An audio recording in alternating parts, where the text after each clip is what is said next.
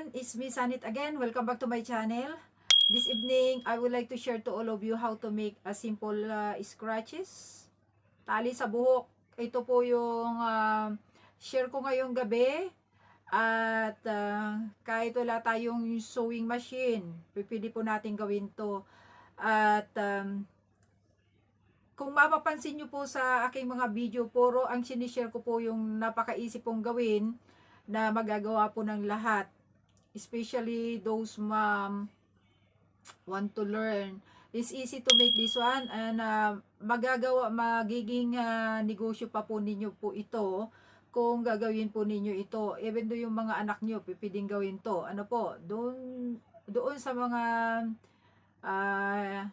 bata na gustong matuto, o din sa mga nanay na gustong ma-share to, at mapapagkakitahan po ito. Lahat na yun, especially sa atin, they are mahilig sa long hair, and it can be used po. Very useful po ito at napaka-easy project. So, if you want to learn how to make this one, please join me until my project is done. This is the materials. The length of our fabric is 14 inches. Yeah, that you can see. And the wide is about 3 inches. That's the wide of the fabric. Yeah. And we pulled into 2 like that, and we sew to the edges. Yeah. We sew to the edges. We use by hand only, so that I can show you that no reason, don't have any reason that we cannot say we don't have any sewing machine.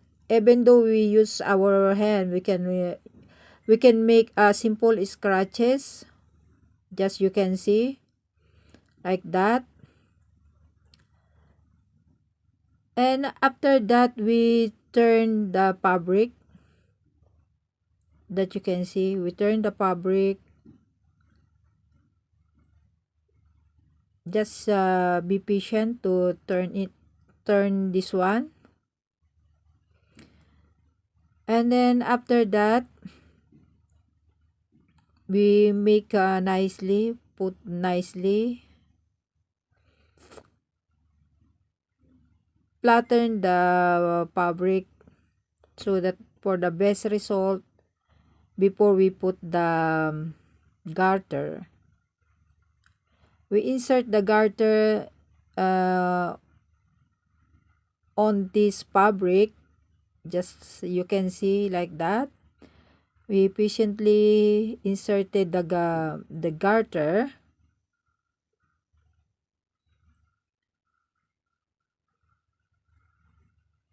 That you can see, just inserted nicely.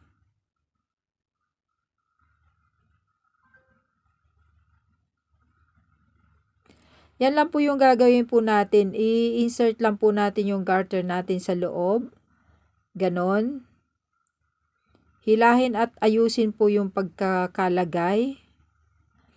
And the easiest way for this one is just we make a square knot. Put nicely. Insert the other side to the other side.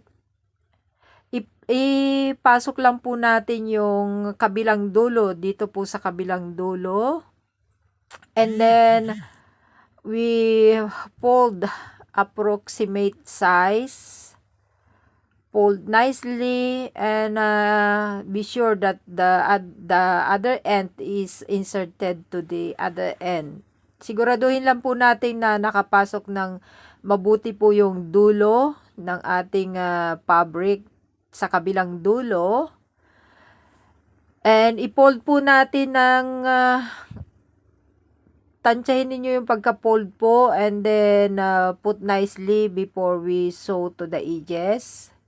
Tahiin po natin yung panabi ng ating pinagdugtong na tela. we sew the edges so that the garter won't come out, and also for the best result. Yan po yung gagawin natin. Ipasok lang po natin ng maayos, tapos tahian po natin para hindi po lumabas yung ating garter at maganda po yung outcome niya. Yan po yung gagawin natin. Ayusin din natin na mabuti, para maging matibay yung trabaho natin at malinis. Once you work clean and durable, is a quality one, sure the customer always buy for you because your work is nice, clean, and beautiful.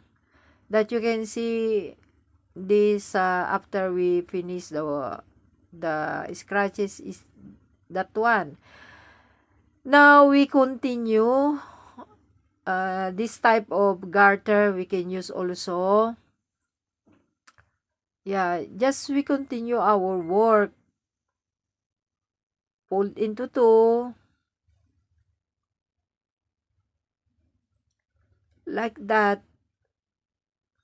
It is very easy to make. Even though we use our hand, just for a while we can make so many scratches already.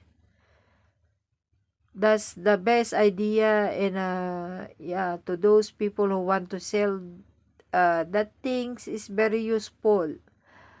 Very useful po. Kapakinabang po yung ating paggawa nito. We can sell it, pwede nating ibenta, or we can make as giveaways during birthday party or any party you want to give an memorable things. This one is good. This is the best idea. Yan po yung mga magagandang idea na pipili po nating gawin. At napakasimple lang po siya. It's very simple. It's a best idea. We can sell that one. Because that one is very useful, especially to those girl long hair. It can be used. Yeah. Just we continue our work until we done, until we make so many things or so many pieces of scratches. Yeah, as the same as before, that inserted the garter inside, like that. And after you inserted, and then we make another square knot to the ends of our fabric, just like that. So our beautiful scrunchies is done. Ayan na po, natapos na naman po natin yung isang scratches. Natapos na po natin yung yan po yung natapos na, napaka-easy gawin po ng ating tali sa buhok. It's easy to make. Yeah. And if you have any comment please comment down below. I answer as I can. Hope you enjoy to my video, and I hope you learn. That you can see, ito po yung ating nagawa. Kung may katanungan po kayo, comment lang po sa baba, at sasagutin ko po yun. Yan po yung ating simpleng project na mapapagkakitahan ng mga ma'am at ng mga kabataan. Yan po yung ating pwedeng gawin na napakadali at napakasimple po. Now, our scratches is done. Nakagawa po tayo ng ilang piraso ng scratches o tali sa buhok. At is easy to make kahit wala po kayong makina.